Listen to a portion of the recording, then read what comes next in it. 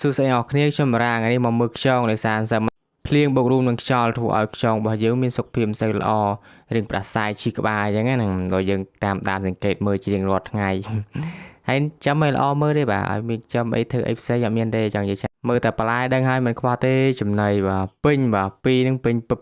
ព្រឹកដាក់ម្ដងឥឡូវនេះយើងប្រហូតទឹកចេញបាទទឹកនឹងថ្លាវេយើងមើលពីលើពីក្រោមពីឆ្វេងពីស្ដាំពីមុខពីក្រោយ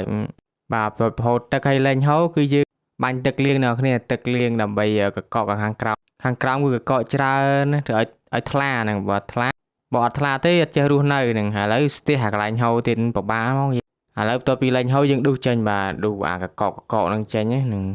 លែងហូរហើយមើលខ្យងអ្នកគ្នាមើល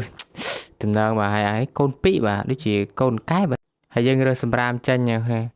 សម្រាមដែលមិនល្អឲ្យចេញនេះហ្នឹងបាច់រើសក៏បានដាក់ចូលទាំងអស់គ្មានបញ្ហាអីប្រហែលទេបាទបន្ទាប់ពីយើងលាងសម្អាតអីអស់ហើយហូតទឹកអស់ហើយ